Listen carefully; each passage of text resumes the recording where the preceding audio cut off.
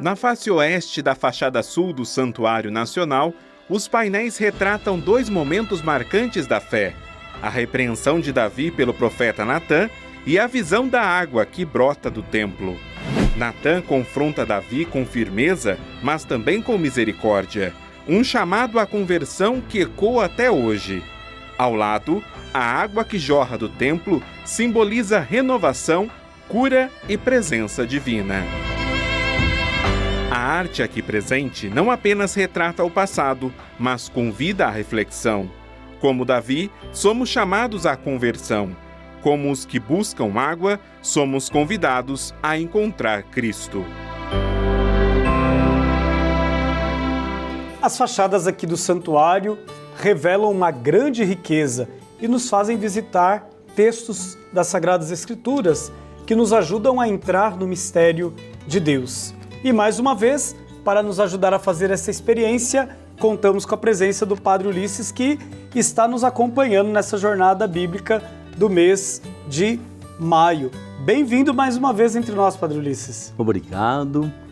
É uma alegria, porque quanto mais a gente partilha, mais a gente aprende. E eu digo que cada vez que a gente anda aqui pelos corredores do santuário, para um pouquinho para contemplar toda esta arte, nós vamos entrando no mistério de Deus. E cada vez nós descobrimos algo diferente, algo que nos ajuda a rezar, algo que nos evangeliza. Eu gosto muito da expressão do povo que vem, né? Padre, eu estou aqui no céu. Ou seja, eu estou entrando no mistério de Deus. Eu tenho uma sensação diferente quando eu estou dentro desse santuário, né?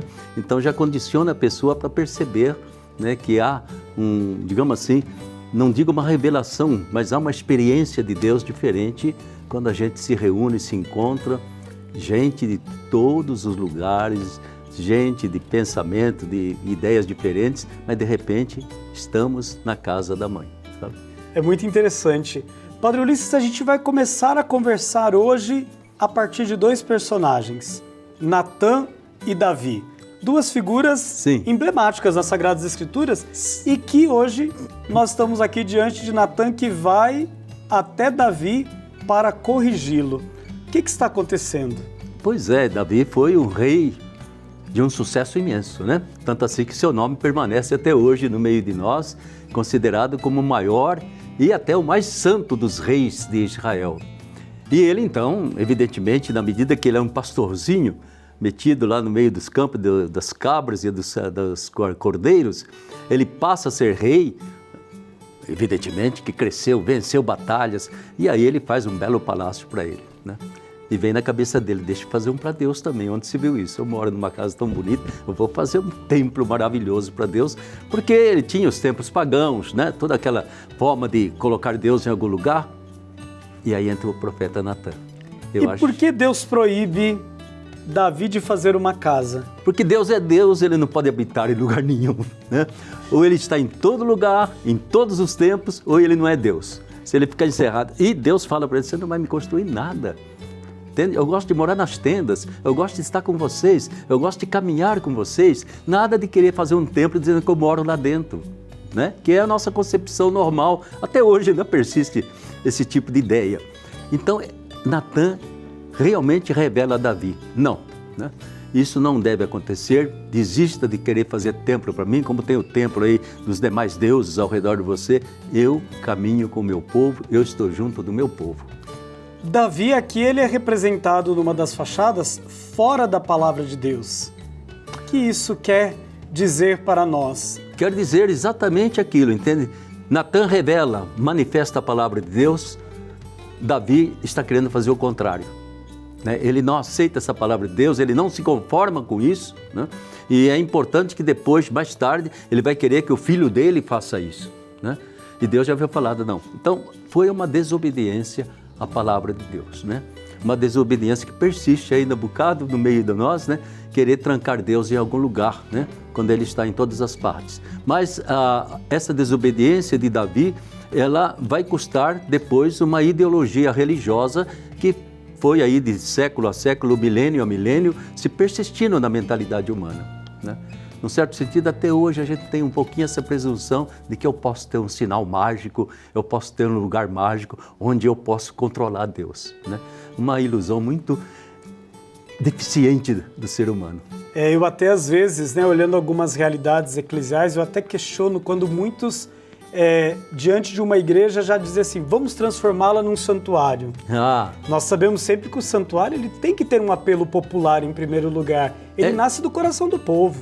E o santuário não é a construção, o santuário é o povo reunido. Isso. Não é? Essa concepção de lugar, de objeto, de coisa, é superstição, é magia, né?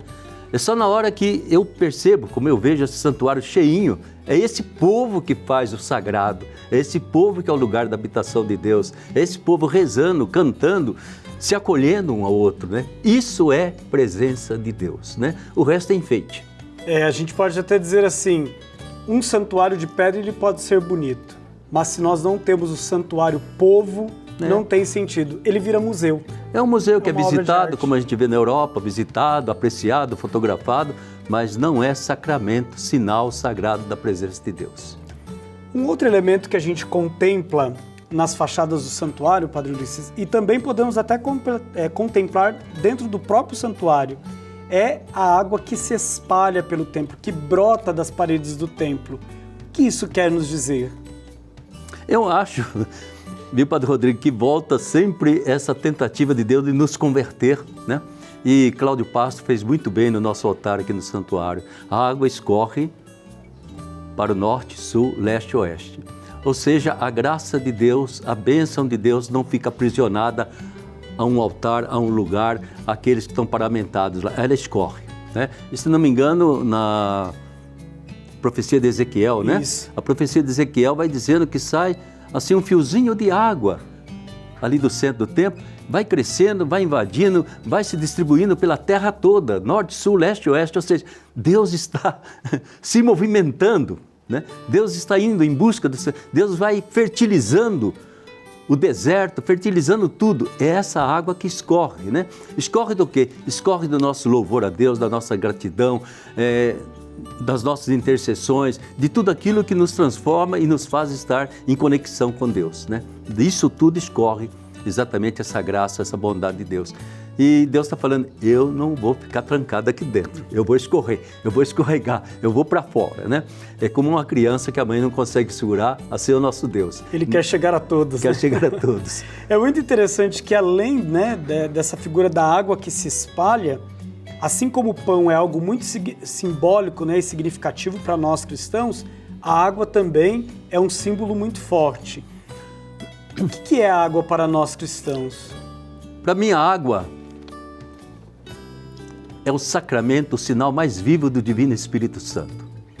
Por isso que São Paulo vai dizer, o Espírito Santo é derramado, né? Embora a gente use e está acostumado com a pombinha, mas a pombinha é secundária, né? A água é muito mais significativa. É a água que é o Espírito Santo no meu batismo. Joga um pouquinho de água ou me mergulha na água, é o Espírito Santo, é sinal do Espírito Santo, né? Então, o tempo todo, e essa água, é bonito São João escrevendo, ela brota até do lado do Cristo, quando a lança penetra no lado dele já morto, escorre água, né? É o Espírito Santo que brota lá de dentro dele para tomar conta da humanidade, para continuar a obra dele de redenção. Então, nesse sentido, essa água, ela é significativa. Para mim, ela é o sinal mais bonito e melhor que nós devemos ter do Divino Espírito Santo e da presença desse Espírito que escorre, que se derrama, que toma conta e que traz vida, porque água é sinal de quê? Sinal de vida. E há poucos dias atrás nós rezávamos na Vigília Pascal, né? Esta água que regenera, ou seja, são fecundados, né, gerados novos filhos para a fé. Isso é muito interessante, se faz presente ali, né, nos textos da nossa liturgia. É o tempo todo, entende? Até mesmo a gente, às vezes, eu brinco com os romeiros, né? Mas não há romeiro, não sai dali se você não jogar um pingo de água benta nele.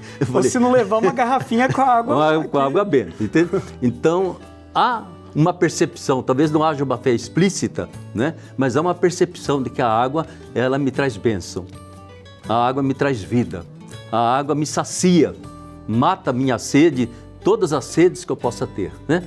E aí está, mais uma vez, é o símbolo mais bonito que tem do Divino Espírito Santo que Jesus deixou para nós após terminar sua missão aqui na Terra.